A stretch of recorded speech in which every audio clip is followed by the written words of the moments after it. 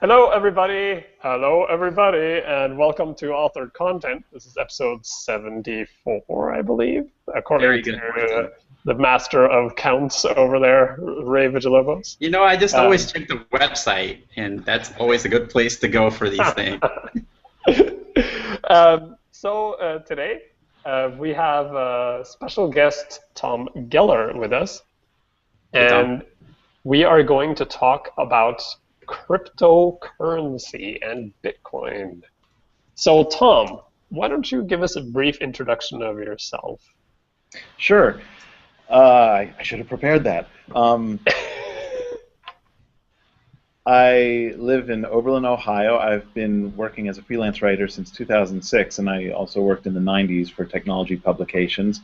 I've been doing Lynda courses since 2008, mostly in the field of Drupal, sort of competing with Morton in the CMS space.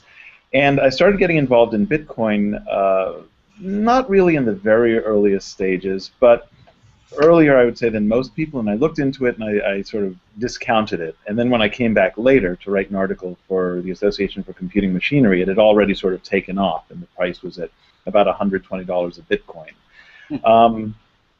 I just found it fascinating. I think it has a lot of promise, and it has the same sort of sense to me that I got when I was getting involved in the internet in the early 90s. Okay, that wasn't very much about me, but... What do you mean this internet thing? It's a fad, right?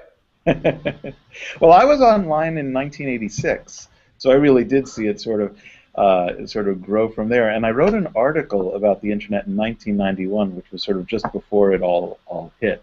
It was all about the magic of email and how you could stay in touch with people internationally without having to get a stamp and a piece of paper out. Right. Yeah, so maybe you can tell them, kind of introduce people to sort of what Bitcoin is, and I'm assuming that some people that watch this are not going to know what it is, or maybe they think they know what it is, and they don't. I mean, maybe why is there a need for Bitcoin, and what is it, and how do you get a piece of the action? Well, the brief description would be, as you said, it's a cryptocurrency, which is to say that the way it's seen, there's so many ways to cover it, but I'll put it the way that you sort of introduced it, which is it's a form of money that exists only online. Whereas we think of money as a physical object, usually cash, that is currency, paper, coins, and so on. In reality, in modern life, that's not the way that money works at all. Most of the money that gets transacted is through credit cards and bank transfers and such, so it's already being transferred as electronic promises from people to people. And that's essentially what Bitcoin is. It's a worldwide ledger that says what addresses have what coins, what money, and the ledger is protected through very strong cryptography. And the cryptography is actually contributed to by a lot of different people who are using the network, who are called miners, sort of protecting this ledger. And so if you want to steal somebody else's Bitcoin, you'd have to go against all of these other people who are protecting it. And that's pretty much it. It gets traded online only because there is no physical expression of Bitcoin. A certain amount gets released every, what is it? I forget how long it is, but every 10 minutes, I think? Yeah, every 10 minutes a new block gets released of, I think now it's 25 coins. And that's going to continue for quite a while. But, so there is this sort of central authority in a sense, but there is no individual authority. The central authority is the worldwide network of computers that are protecting Bitcoin. Did that make sense? Yeah, I think so. Isn't there a limit to how much Bitcoin is going to be generated?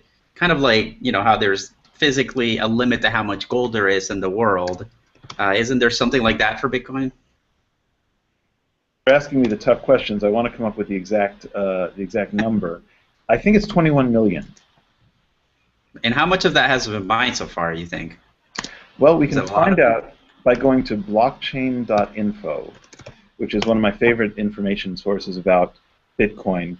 If you go to blockchain.info, do you have a way to show stuff up on the screen? Yes, we do.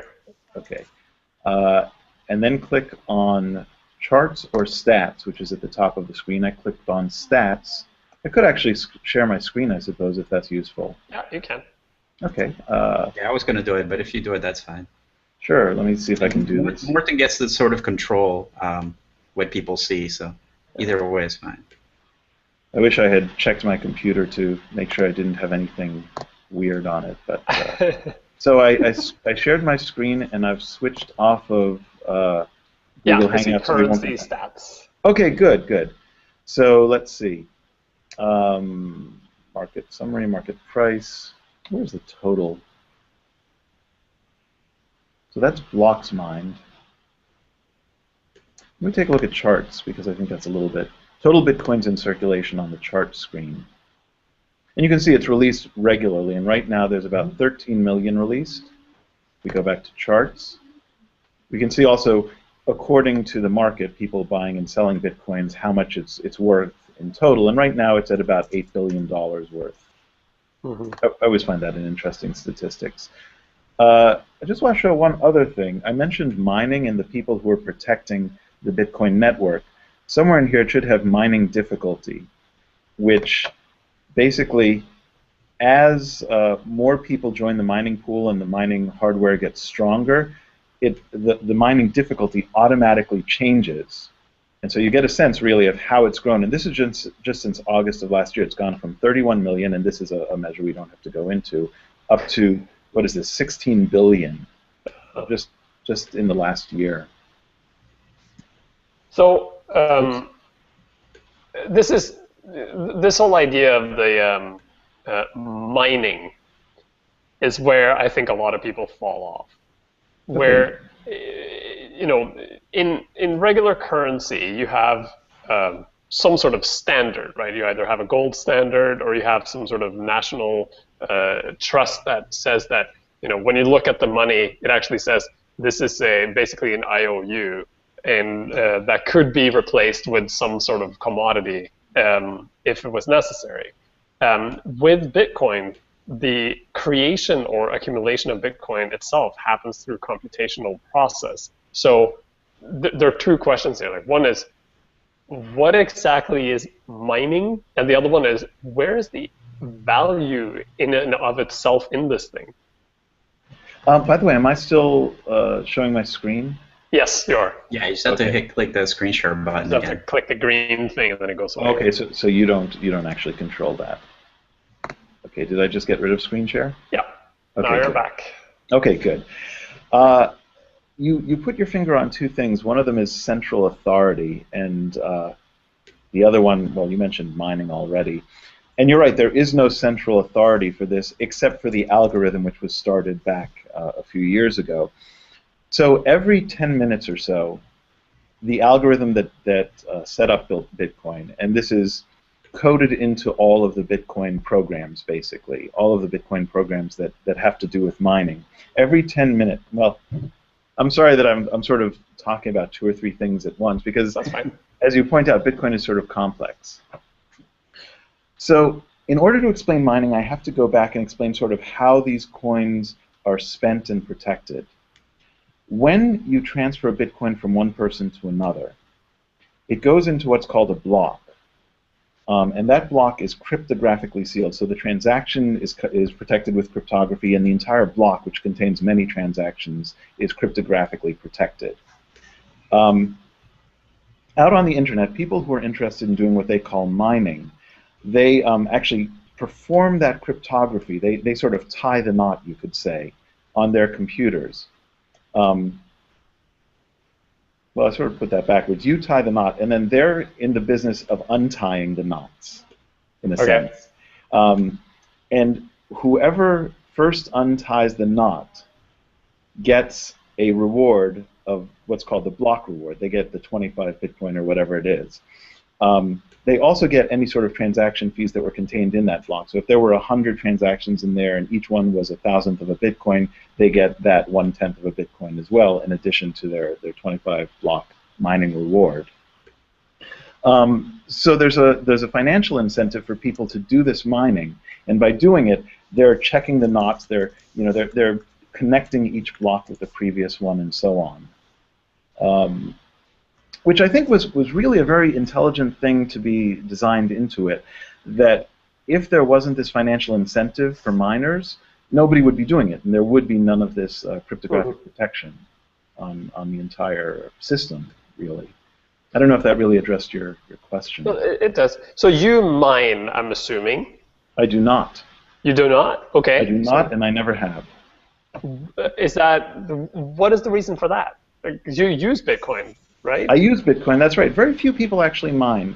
If you look at the original Bitcoin paper that was published in 2009, the author, who's under a pseudonym, by the way, Satoshi Nakamoto, who nobody knows who he, she, or they are, suggested that people would be using their computers for mining and mentioned CPUs.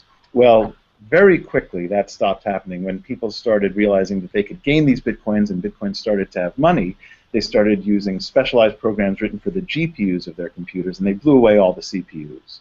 Then they started building specialized chips called ASICs, which were specifically built in order to do Bitcoin mining. So if you want to do Bitcoin mining now, you have to go out and get ASICs. And they're being obsoleted every month, really. So the people who are seriously into mining, it's an arms race. They just get the faster and faster and faster ones, and unless you want to join that race, you have no chance of really gaining any Bitcoins through mining. And I never got into that race. I always thought it was kind of silly. Now, as I understand, like the as I understand, like the computational power required, because there's a limited amount of Bitcoins, it keeps on going up. So people keep on having to invest in like faster systems. Is that right? Yeah, or more specialized ASICs, I would say, but things that can do more, as they say, hashes per second, and they're up to now the petahash per second, and so it's a huge number. But the average person like you doesn't necessarily need to get into that. They could just buy Bitcoins, right? That's right, and there are more and more places you can buy Bitcoins. There are actually Bitcoin ATMs now. Yeah, we have one in Vancouver. I knew that. I would have figured there was one in Vancouver. Have you seen it? I've seen pictures of it. Do you know where it is? I'm kind of curious if anyone's I know where it using is. it. It's just downtown in a building. It's really strange. I always wondered. So you go there and you get actual physical Bitcoin. What are you going to do with it? Like, you don't. Really, again, there is no physical Bitcoin. Well, there is in that machine. That's the thing. Does it actually give you? It might give you a slip of paper that says something, but I don't think it gives you like a piece of metal or anything. I'll find some pictures of it. Yeah, please. Well, what it is you put in your money, your cash, your Canadian dollars, which I understand is still money, and and I don't know how that ATM works, but one possible way that it could work is it could print out a slip of paper with a QR code on it. You would then take your mobile device or wherever you wanted to use your Bitcoins, and you would scan that QR code. Again, I don't know if this is how that particular ATM works, but that's one possibility. It could also...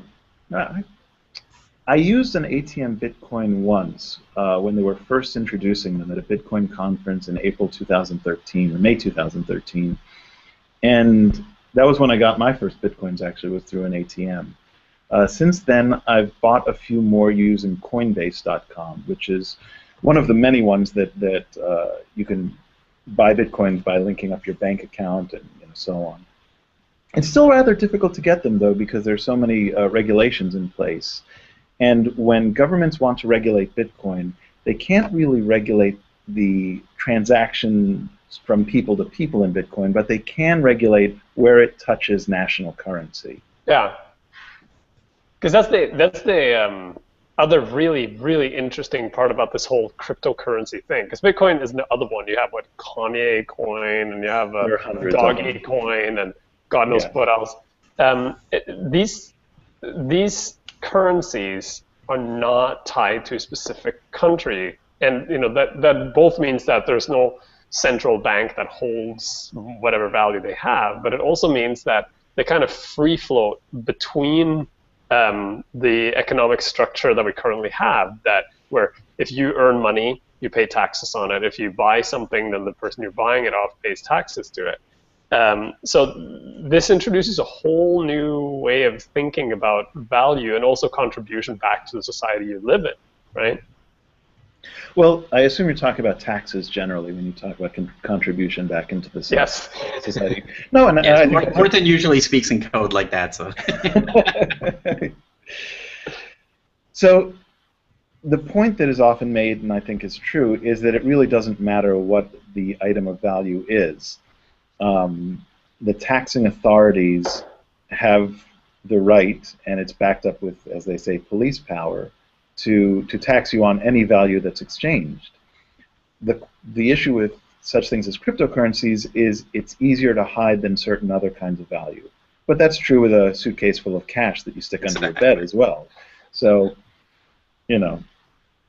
Really, I think it's probably a little bit harder. I remember one time I went to this like Mexican food place, and it had a sign on it that said in January 16th we will start charging sales tax, and I was like, they haven't been charging sales tax like all this time, like what the heck? And then they're gonna start, like, why even tell me, like, just well, maybe or whatever. Maybe they're using the European rational model for it, which is they list the price with tax instead of listing the price without tax. Then you have to add it in your head yourself. Who knows? But yeah, it's really hard if somebody trades in these currencies to track them. I mean, is that kind of the whole purpose, sort of, or is that part of the reason why people gravitate toward these things? Do you feel like it's a safe currency to use, Tom? I think we're seeing a big transaction. I think there's two questions there. So first, let me talk about sort of the ability to hide Bitcoin, and is that why people use it? And then the safe part is a separate question. I think we're in a big transition. And when I first looked at Bitcoin, and I don't remember exactly when it was, it might have been as early as 2010 or so, I spent 20 minutes poking around in message boards, and I learned about mining, and I immediately saw, this is a really sleazy neighborhood to be walking through. The big thing that people talk about is a website which was only available on the Tor network, which is sort of separate from the web as most people know it, was a website called the Silk Road, which was where people were openly trading drugs and guns and so forth for Bitcoin. It was an all Bitcoin marketplace. And then the mining world was all about, how can we cheat the system? How can we beat out other people? It was not only an arms race, but one being fought with knives and and other weaponry they could find. But nowadays, and I think this has happened over the last year or so, it's really at the point where there's a question about whether it's going to become mainstream. But for the most part, the criminal element isn't there anymore, in my opinion. Many of them went into Bitcoin exchanges where they were selling Bitcoin for various, first of all, they were selling goods, they were also selling it for national currencies, and a lot of them, basically ran away with the money. Yeah. And then they disappeared. So they're all gone, for the most part, as far as I can tell. There's more regulation. A lot of the early people who are saying, oh, we can't have regulation, that would destroy the whole idea of Bitcoin, this is a free and open world, and I'm a sovereign nation, and all that sort of nonsense. They're losing, thank God, in my opinion, anyway.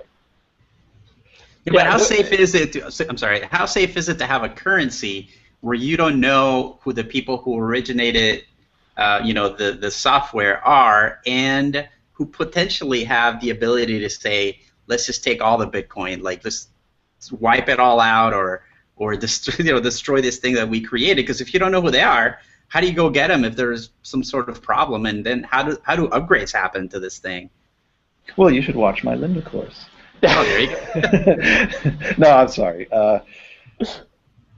What was the question again? The fact that you don't know the people, like you were saying it's somebody, a Japanese-sounding name, and you don't really know who they are. It could be him or her or a group of people. What's stopping them from having some sort of back key to just like suck some Bitcoin out of everybody's pockets automatically? I mean, I watched Superman 4. Wasn't that Superman 4? I didn't make it past 2. Oh, yeah. Anyway, so what would prevent somebody from doing that? Well, the paper that describes Bitcoin is all open. I think that the answer to your question is basically open source. The same benefits that you get from open source software, where you can examine the code and see how it works on the inside, are true for Bitcoin as well. The original paper that announced it is all completely open.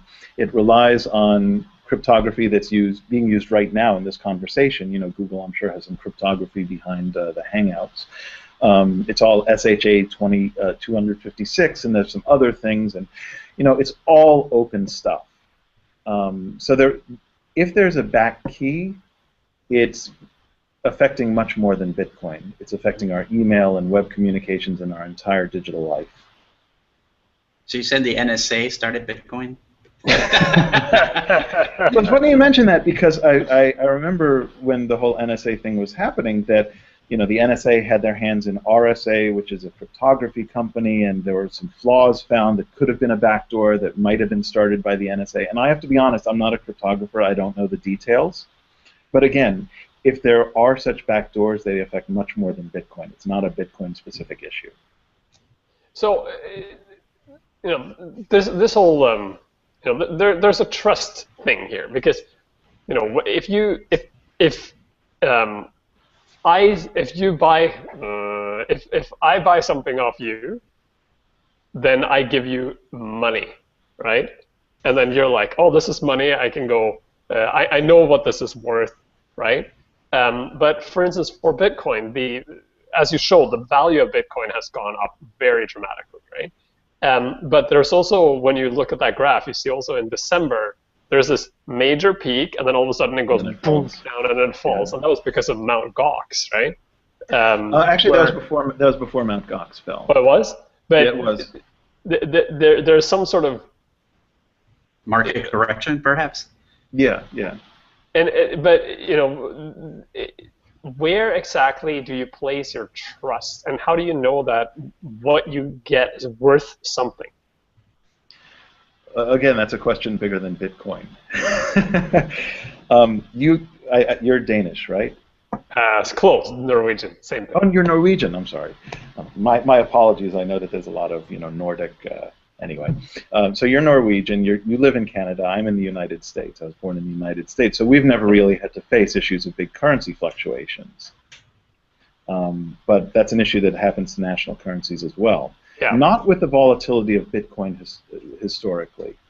If you look at the Bitcoin value chart, its volatility is going down, or at least it seems to be going down.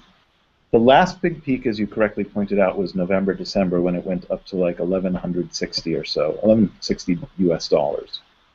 It fell then again. It went as low as I think about 400.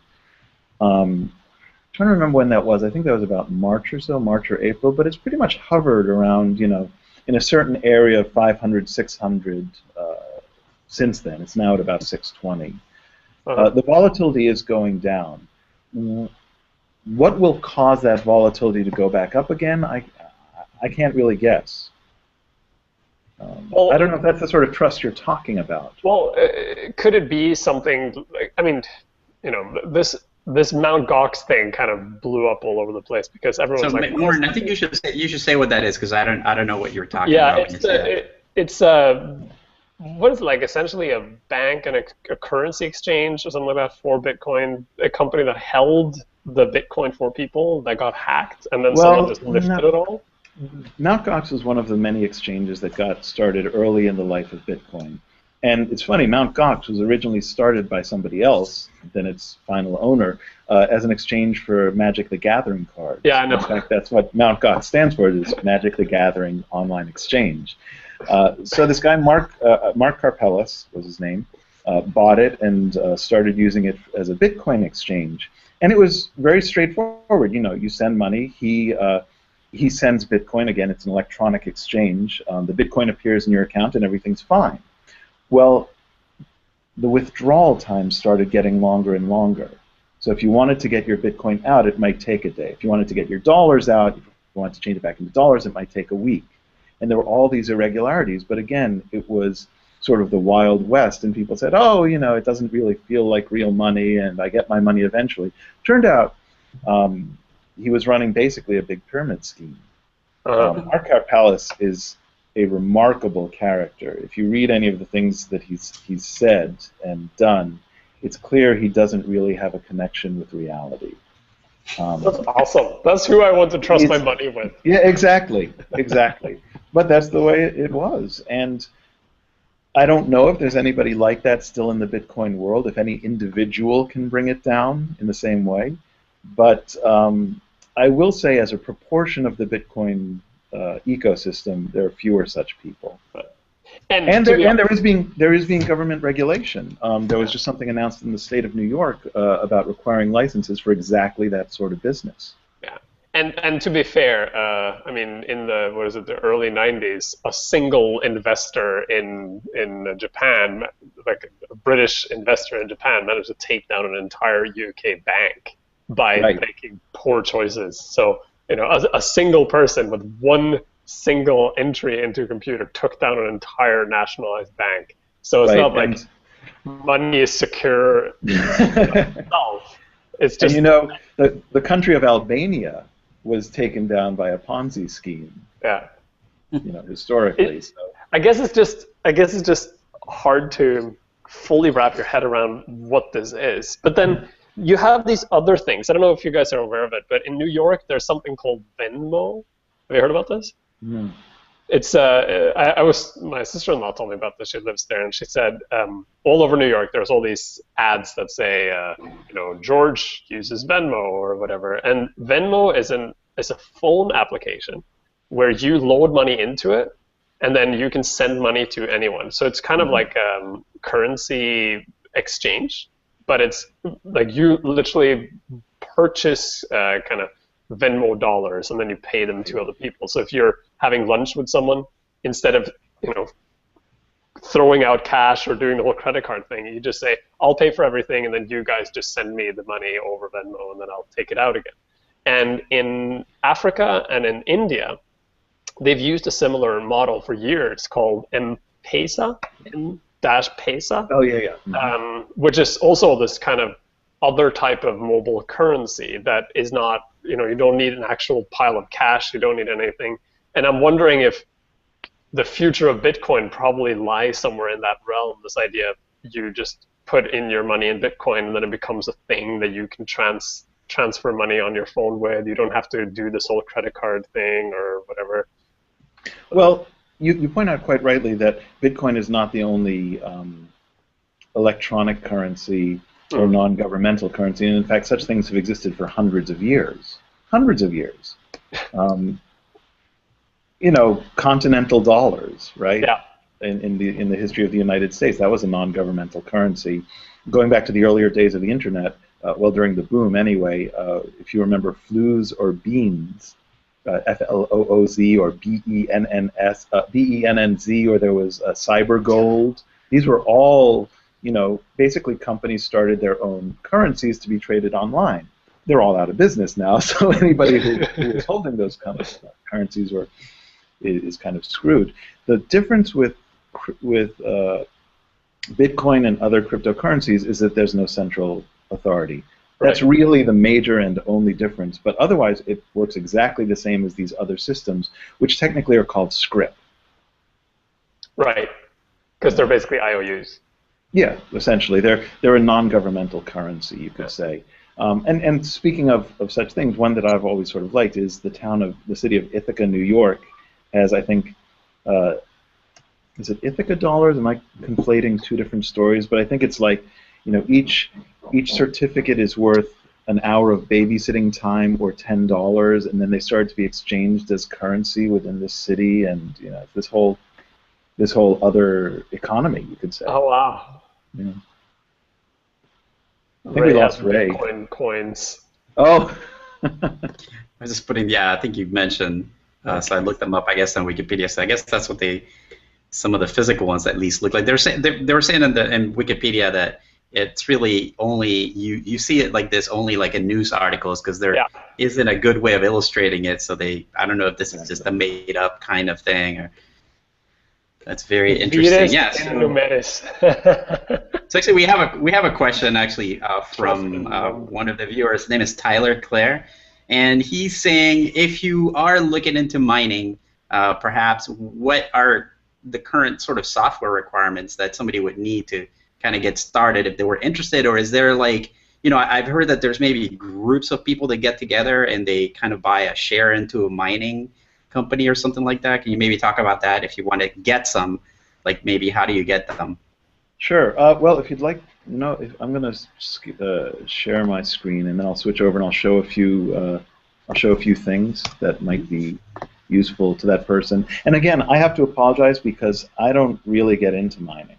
Mm-hmm. But one site that I really like is called thegenesisblock.com. I'm going to go first to their market page because I go to that a lot.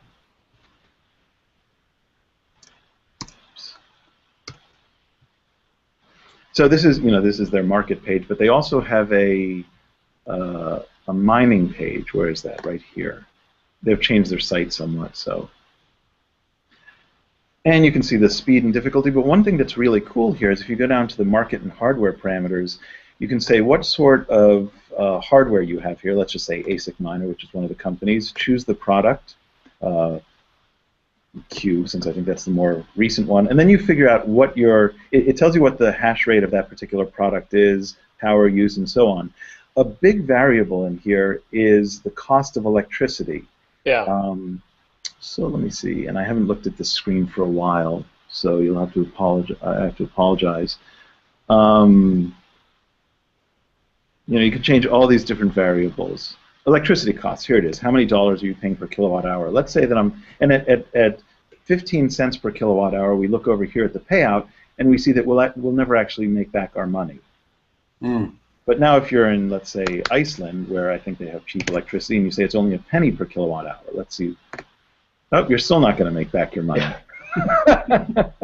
And isn't this why some people kind of get into groups where they mine kind of like processing power in their offline processing power in their laptop or some machine that they have?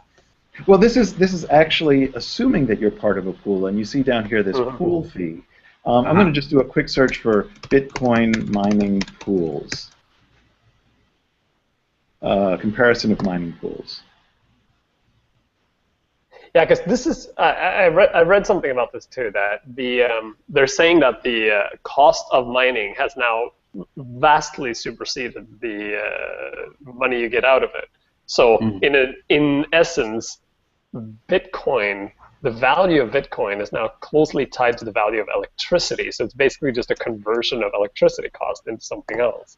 And it's one of those really interesting things where you think that you see money being generated, but you're actually paying for it somewhere else, but they're completely disassociated with each other, so you don't really see that you're paying for it.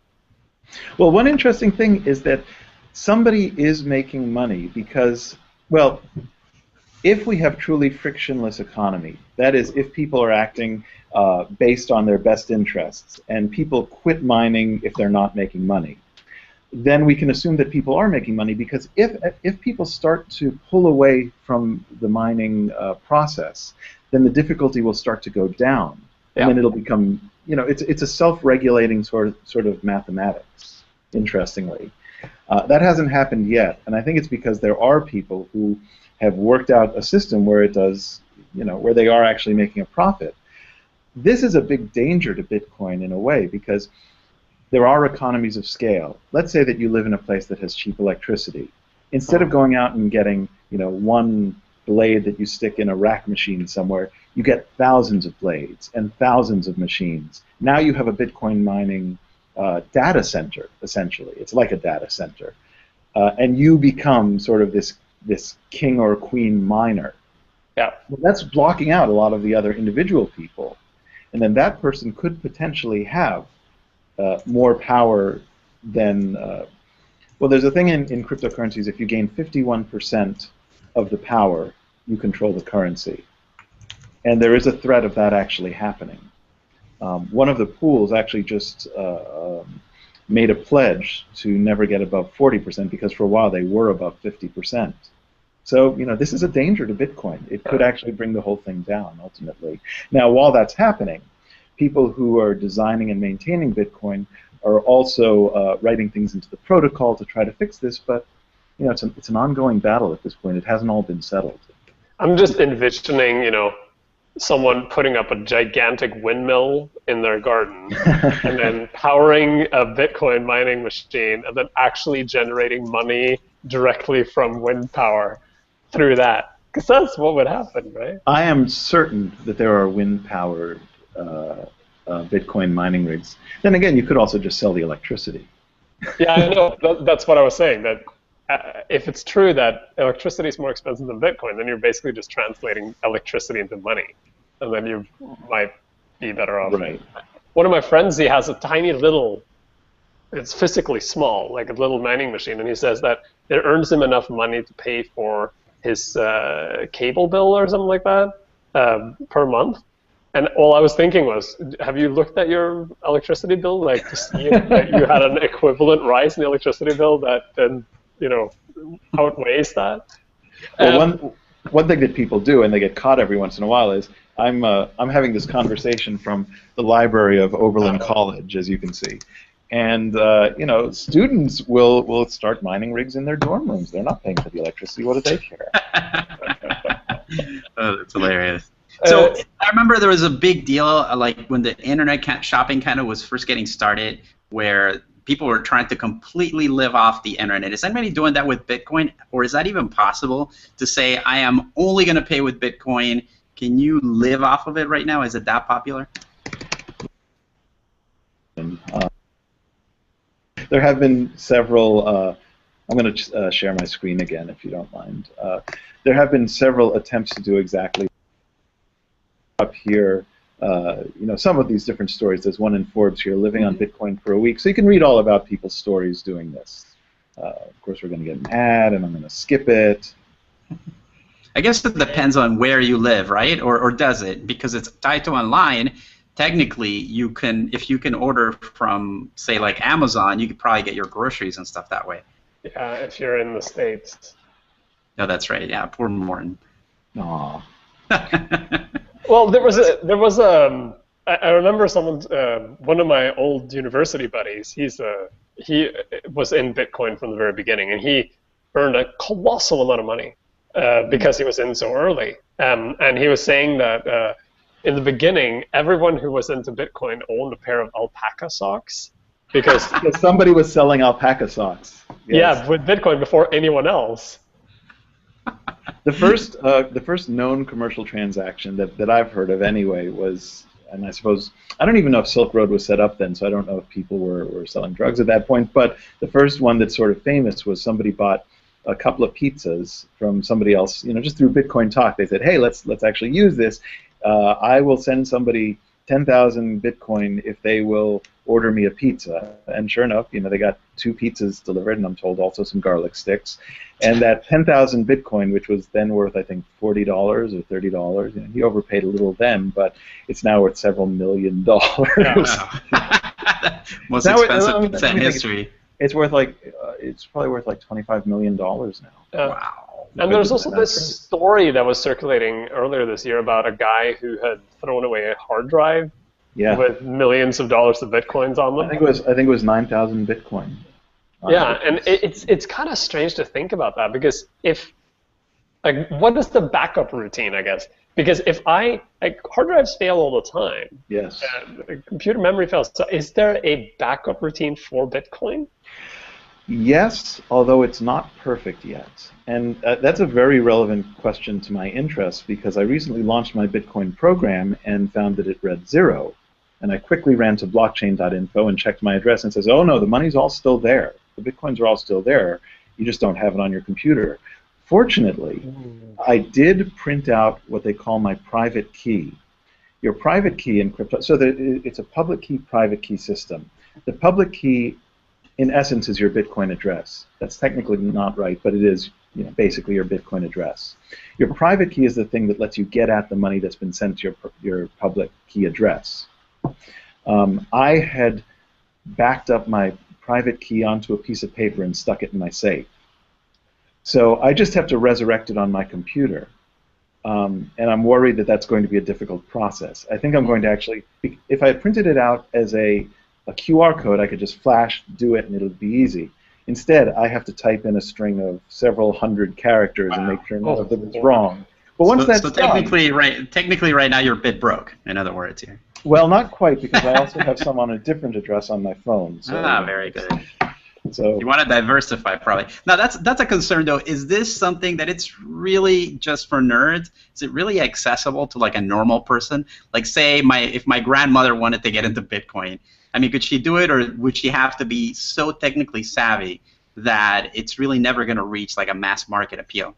well, I don't know your grandmother, so she could be You're great asking a copper lot for all from I us know. here, dude. But honestly, at this point, I think for the average person, it's not time yet to get in. Are you familiar with the chasm? What the crossing the chasm? I could bring up a picture. I think that's really taking a minute to do this. So there's this idea in it's originally in technology marketing that I'm sorry, I'm just taking a second to bring this up. There we go. I'm going to just view the image. So, and I'll share my screen. Can you see me okay on the screen? Well, you see it now. Okay, good. So there's this idea that the original Bitcoin people, the ones who were in it before, let's say 2013, were the innovators, and then to get into Bitcoin, we'll call them the millionaires also. Yes, right. If they didn't stick it on a hard drive and toss it in a landfill. But didn't buy any pizza. Right.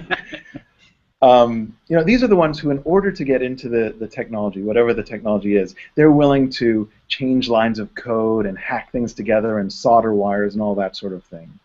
I would say the people who are involved now are pretty much the early adopters. I include myself in this group. In order to make it into the majority, there's this big chasm.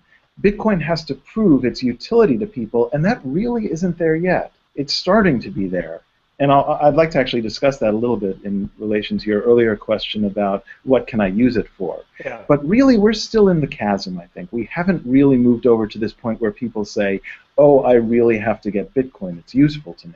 I'm going to switch back to my screen now. So Bitcoin needs like a killer app, in other words. Just like all the Absolutely. different types of devices, like video and all those things, needed something that made people want to really have that. There's got to be some sort of Bitcoin thing that you can only get through Bitcoin that makes people want to have it, and then it might take off. I think killer app is exactly the term. I'm sort of into computer history, and I have an old VIC-20 at my house, an old Commodore VIC-20. This would have been mid-'80s, I think. Man, I think that was my first computer. It might have been late 70s, but yeah, it was an old computer, and the box shows a family sitting around a computer, of course, with their 1980s hair, and the box says, plays great games, does a lot more. That was all they could think of, was plays great games, because the banking applications didn't really work, and spreadsheets hadn't really. The spreadsheet was one of the big killer apps for computers. The web was the killer app for the internet. And you're right, Bitcoin doesn't have that yet. But it's not a new situation where you have a technology that has enthusiasts but no killer app. Yeah. So I guess, I'm sorry, go ahead. I guess some of the blockers also that right now, there's no, like, my bank won't do this. I have to go somewhere else with my money. So there's a huge trust question, and also a practical question. Like, why can't I just go to my bank and open a Bitcoin account and then just translate money into it, and then I can put it online? I have to jump through hoops to get to that point. You do at this point. However, you can have a Bitcoin account. Most of the exchanges will let you store your Bitcoin on their servers, which is where some of the problems occurred. But as I say, there's a lot of evolution in the industry, so there's more and more certainty. And you keep mentioning trust, and I think that's the important thing about a decentralized system like this, where there is no central authority. Actually, less trust is needed for the system itself, but you still need to trust the people who are handling your money. Yeah, exactly. And hopefully Bitcoin. I'm sorry? So what can you actually buy? You wanted to go into that. Okay. I'm sorry, Ray. No, it's just, I had some other things, but like the main thing is, like what Morten says, I was actually going to ask you, like, what percentage of the things that you purchase are in Bitcoin? Is it like a very little percentage, or you're trying to increase that? But it's kind of the same question that Morten's asking you. Me personally, about what do I buy with Yeah, or Bitcoin? yeah, like say, do you try to spend more? Is it like 1%, 10%? You trying to get to 50% to try to make it really work for you, or and then what kind of stuff can you get, like Morton I'm said? not. Good segue, by the way. I'm not. I'm not really trying to push Bitcoin in society personally. Hmm. I almost never have a reason to spend Bitcoin. I have a couple of times though. I made some T-shirts and I sold them to a friend. I sold one to a friend, and he said, I said, you could pay me in PayPal or Bitcoin. I just said that in an offhand manner. He said, Hmm. oh yeah, I'm into Bitcoin. Yeah, I'll pay you in Bitcoin. And he did it. And you didn't have to pay the PayPal fee. So You know, you're like concerned about how much that was worth then when you when you had to I dish it actually, out. I actually made out pretty well because we did the sale. He paid $20, I think, or $15, and it was then $120 per Bitcoin, and now it's 620. So I he's probably kicking himself for sending me that, point one. What was it? It was about 1/10 of a Bitcoin, which is now like $50, $60. But back to what you can buy with it. And I go into this in the course, in the Linda course. Mhm. There are those people who will sell directly to you with Bitcoin. Um, and as you might guess, a lot of the technology companies have sort of been in the front with this. Newegg.com, which is a technology person. I think, of course, I'm blanking now on all the names. One of the big things, though, if you really want to use Bitcoin, is that there are a few gift card companies which will sell you gift cards with Bitcoin. And so if you wanted to, you could buy the gift card and then use it at Walmart and Target and other national retailers. But that's really kind of a backdoor way. Mhm. It sort of reminds me about before, at the same time that the internet was growing, there were these little sort of phone line networks that people used to exchange email called FidoNet. So these two systems were going in parallel. And I remember that when I wanted to send email from FidoNet to the internet, I had to go through this sort of complicated gateway. Well, eventually, those gateways became easier, and then FidoNet sort of dropped away. It's possible that that could happen between fiat currency being a national currency, and Bitcoin. If that's so, my own prediction is that national currencies aren't going away for 100 years. There's going to be a really long process. Yeah. But the gateways between the two, which will precede that possible happening, that is getting better and I think will happen within the next 5 years. So going back to what you can buy, I do sort of want to go into that. I'm going to turn on my screen share again. And you can see my screen okay? Yeah. Mm-hmm. Coins, I think, is one place that sort of keeps a... Do they keep the map? I can never remember. But it has a list of different... of course, it's a slow site. And we're stuck. But they're too busy with their computational power spent on Bitcoin creation. Right? Yeah. You might want to switch off my screen because... Oh, there we go. Oh, sorry. I'm going to bring up bitcoin.org, which is the Bitcoin Foundation, which is really the place that you want to go to find out all this kind of information. So they have this Get Started with Bitcoin button, and they say the 4 steps that you go through. And the last one is after you've figured out what you're going to do, get your wallet, get your Bitcoins, and then you spend them, and they have their own site for where you can spend it.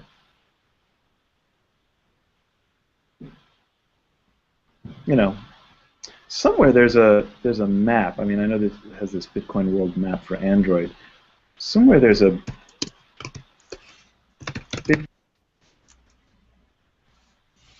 there it is, coinmap.org. This is kind of cool. It'll also show, for example, the ATM in Vancouver and so on. And it too is slow. There we go. So if we zoom in on my area, which is northeastern Ohio, we see that there are, in the Cleveland area, it looks like there's about 20 different places. Let's see. Lay's Gourmet apparently takes it, so cafe, restaurant, a bar apparently. Wow, there's a lot more than I thought in Cleveland. Who would thunk it? some sort of technology company probably, and you get the idea. Yeah. So you can use Bitcoin. You just have to figure it out. Figure out where you can use it. Yeah, yeah. There are some big ones though. There are some big places, and I think in the next, here's my prediction, in the next 3 months, we're going to see at least a local United States government that, well, local governments aren't really taxing authorities in the United States, but a local government that will accept payments in Bitcoin. For example, for water or electricity or something like that. Be like in Texas or something, where they like to be their own country.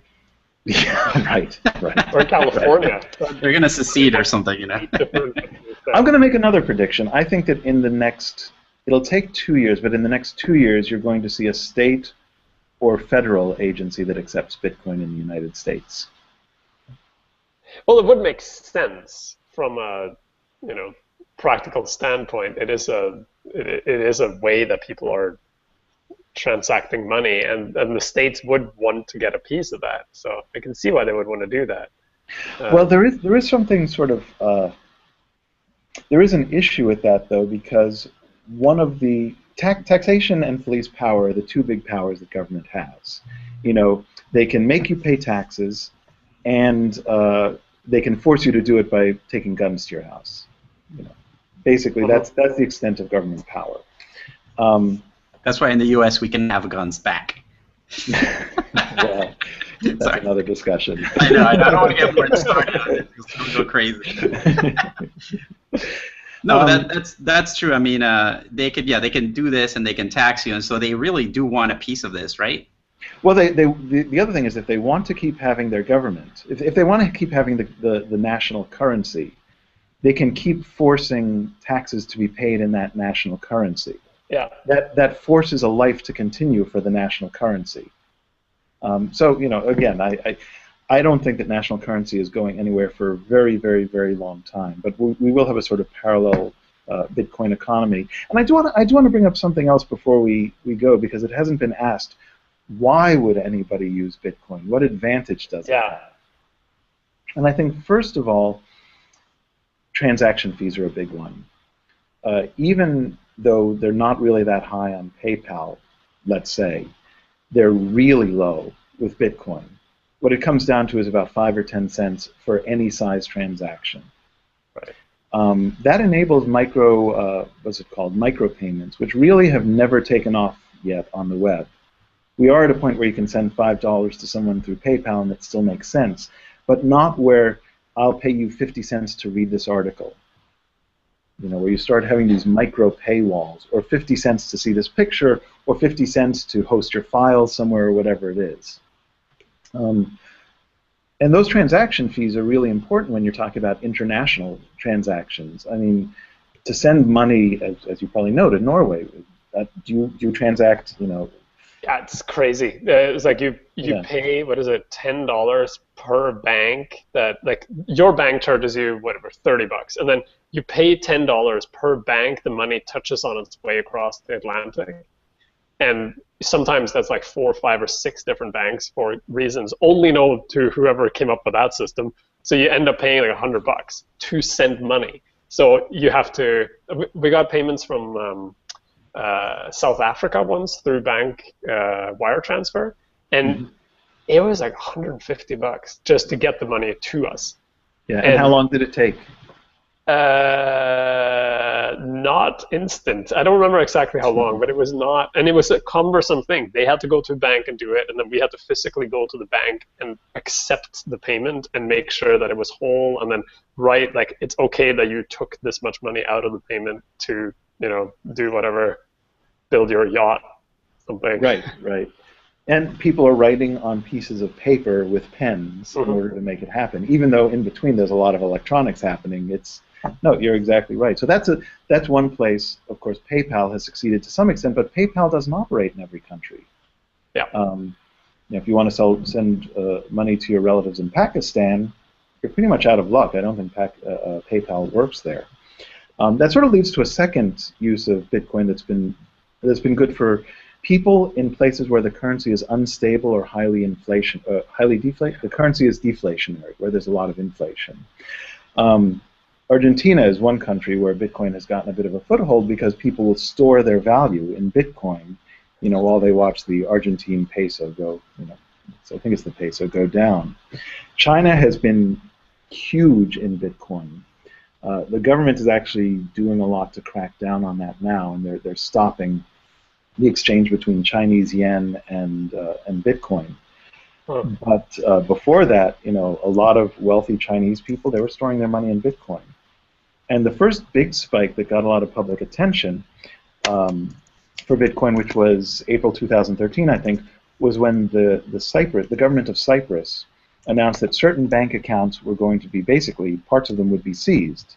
If you were rich, you were going to lose a certain amount of money. People got their money the hell out of the banks and put it in Bitcoin. And the value went from whatever it was, $50 to $250, and then came back and settled. So in countries where there are problems with the national currency, Bitcoin is useful as a store of value. In places where it's difficult to get money in and out, it's useful as a transfer of value. This is sort of outside also, what can you buy. Yeah, and there's also this weird little, extremely geeky thing where there are certain online games where you can, like EVE Online or whatever, where people buy and sell spaceships and kill each other and win money in pools, and then you actually generate cash in Bitcoin or whatever other cryptocurrency they use in a game that you can then translate into real-world money. And it goes the other way too. You can pay into the games to get stuff in a virtual world. So and again, that's not something new with Bitcoin. That was true with Linden dollars 10 years ago on Second Life. And there were Linden dollar millionaires, people who actually made a lot of money buying and selling objects on Second Life. I think we should start the Morton. I think that's like a ring to it. Morton. What? We should start the Morton coin. The Morton coin. Yeah, I'll start my own. It'll be a 2-bit encryption. That's all I have patience for. I'm going to bring up a. Here it is. Fast Labs. I think that was right. There's somebody who came up with an online service where basically, you would type in the name of the currency, what sort of encryption you wanted, and it would create a cryptocurrency. Because of Kanye coin and. I'm sorry, Fastco Labs is actually Fast Company. They were just reporting on this. I want to sort of find this because it was interesting, and one of the funny things was to see all the different names that people gave to their coins. Although you might not actually want to show that on screen because some of them are pretty obscene. You can just give me the link and then I'll share it with the viewers. I think it was bitcoin.me. Yes, no, maybe. That now redirects somewhere else. I don't know. Anyway, it's just a Bitcoin name generator, right? Well, there's Bitcoin name generators. There is an actual. If you say generate cryptocurrency and do that web search, that's what I'm doing right now. There was a story on Slashdot, which I'm looking at right now, and I'm hoping that actually has the link. Coingen.io. And I will switch my screen so you can see that.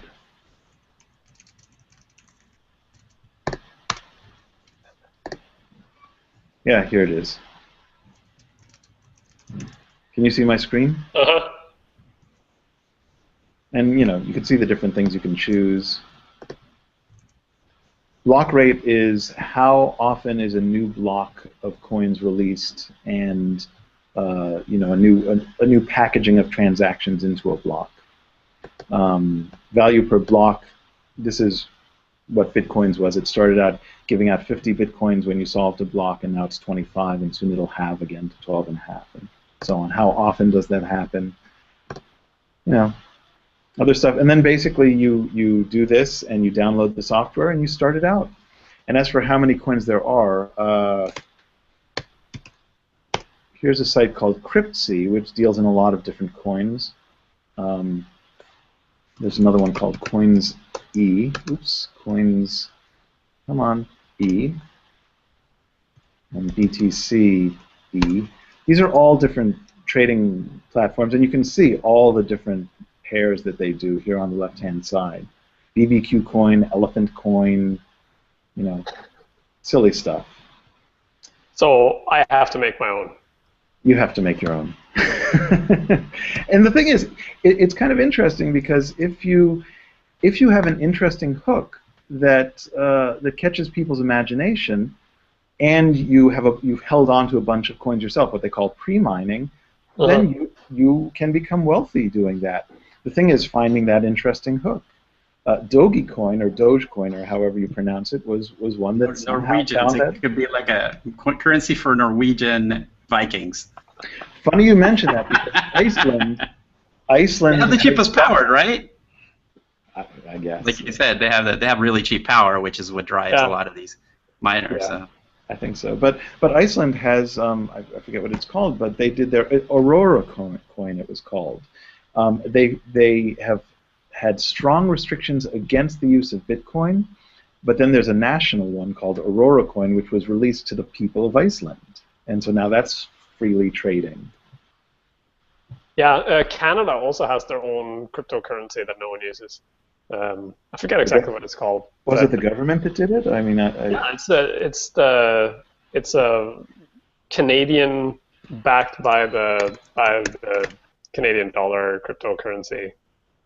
It's probably called Canadoin or something stupid like that, or Beaver money, or. I'm actually looking right now at an article. I just did a search for Canadian cryptocurrency, and I see an article. Well, here's an article from 2012, so I don't know what's happened since then, but that was apparently when they decided to do it. The Royal Canadian Mint invented a new digital currency called Mint Chip, intended to be an alternative to using debit and credit cards. I don't know anything about it. There's probably hundreds. Yeah. We are full-time for authored content. This was an awesome conversation, Tom, and thank you for joining us. Thanks for having me.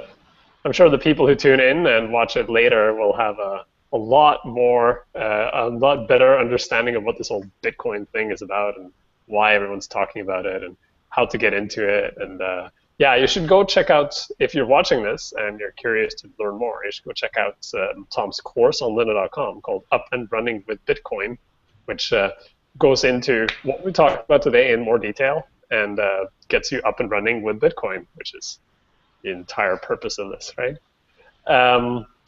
Yeah, so that's it. I want to thank Ray for joining me as co-host, as always. James is in a box in California talking into a microphone about other things, so he'll be back next week probably. And that is it for the show. For you who are watching, we are now giving away lynda.com subscriptions during the show. So if you watch the show later and you want to get in on that, you can ask questions about the next topic we're going to cover, and then you may win something, which is very cool. All right, that is all we have time for today. Author content is on every Friday at noon or whatever time it is in your time zone. Same bad time, same bad channel, and that's all I have to say. Adios.